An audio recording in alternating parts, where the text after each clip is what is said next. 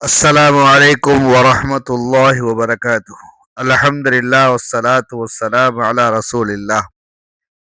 அன்பிற்கினிய சகோதர சகோதரிகளே, அல்லாஹ்வுக்காக வேண்டி நான் சொல்லக்கூடிய இந்த விஷயத்தை நன்கு கவனித்து இதுநாள் வரைக்கும் நீங்கள் அமல் செய்வீர்களேயானால் அல்ஹம்துலில்லாஹ், அல்லது கேட்ட அந்த பொழுதிலிருந்து உங்களுடைய இதை அமல் செய்வதற்கு ஆரம்பித்து விடுங்கள். அல்லாஹ் உங்களுக்கும் எனக்கும் தொடர்ந்து இந்த அமலை செய்யக்கூடிய பாக்கியத்தை கொடுக்க வேண்டும்.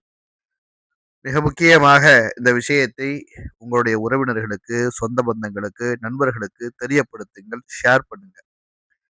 ஷேர் செய்வதன் மூலமாக யாராவது அமல் செய்வார்களேயானால் அதற்குண்டான நன்மையும் நமக்கு கிடைக்கும் என்பதில் எந்த சந்தேகமும் கிடையாது.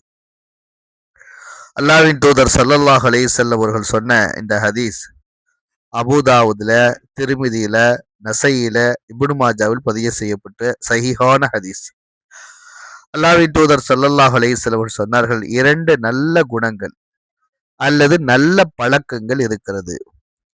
2 நல்ல குணம் அல்லது 2 பழக்கம் உண்டு. அவற்றை கடைபிடிக்கும் எந்த முஸ்லிமும் அவன் சொர்க்கத்தில் நுழைவான். 2 விஷயங்களை யார் பின்பற்றுகிறார்களோ அவன் கண்டிப்பாக சொர்க்கத்திற்குள் நுழைவான். அவை மிக மிக எளிதானது, செய்வதற்கு ரொம்ப லேசு. ஆனால் அவற்றை பின்பற்றுவதற்கானவர் சிலரே.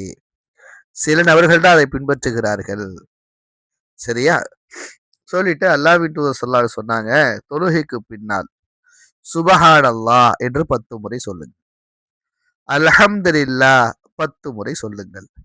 அல்லாஹு அக்பர் 10 முறை சொல்லுங்கள். இதற்கான நன்மை என்ன தெரியுமா? நாக்குக்கு 150 நன்மைகளாகவும், மறுமை நாளில் தராசில் 1500 நன்மைகளாக அது இருக்கும் என்று சொன்னார்கள். சுபஹானல்லாஹ் 33, அல்ஹம்துலில்லாஹ் 33, அல்லாஹ் அக்பர் 33, லா இலாஹ இல்லல்லாஹ் வஹ்தஹு லா ஷரீக லஹுல் முல்கு வ லஹுல் ஹம்து வ ஹுவ அலா குல்லி ஷைஇன் கதீர் 100ஆக பூர்த்தி செய்வது என்பது அந்த ஹதீஸுக்கு தனிச்சிறப்புகள் உண்டு. இருந்தாலும் அதை நாம் ஒவ்வொரு தொழுகையிலும் சொல்ல வேண்டும் என்றாலும் கூட இந்த ஹதீஸையும் அமல் செய்வதற்கு நாம் பழக்கப்படுத்திக் கொள்ள வேண்டும்.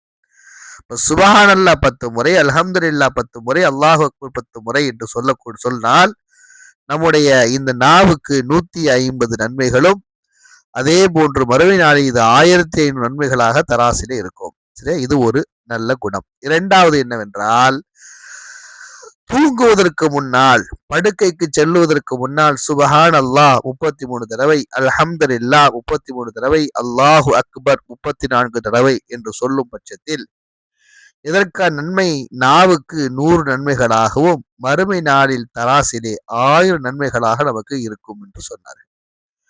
அல்லாஹ்வின் தூதர் ஸல்லல்லாஹு அலைஹி வஸல்லம் அவர்கள் கைகளால் எண்ணுவதை நான் பார்த்தேன் என்று சஹாபி சொல்லுகிறார். சரியா?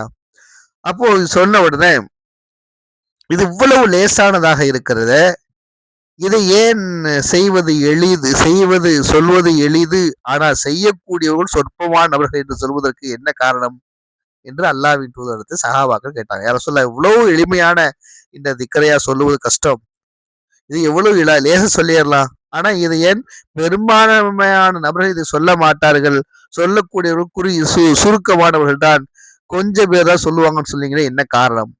அல்லாஹ்வின் தூதர் ஸல்லல்லாஹு அலைஹி சொன்னார்கள், ஒருவர் தூங்குவதற்கு முன்பு, அதாவது இது சொல்ல ஆரம்பிப்பாரு, ஷைத்தான் என்ன செய்வான்னா அவைகளை சொல்வதற்கு முன்பாகவே, இந்த திக்கரை சொல்வதற்கு முன்பாகவே மறக்கடித்து தூங்க வைத்து விடுகிறான்.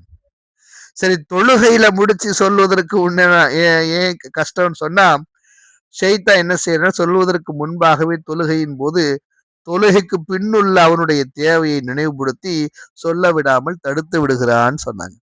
ஆக அருமை தோழர்கள், நண்பர்களே, அருமை சகோதர சகோதரிகளே, இந்த அமலை, இந்த 2 விஷயங்கள் நம்முடைய வாழ்க்கையில் நாம் பின்பற்றக்கூடியவர்களாக நாம் இருக்க வேண்டும். இந்த விஷயத்தை மற்றவர்களிடத்தையும் சொல்லுங்கள். அல்லாஹ் அருள் செய்வானாக.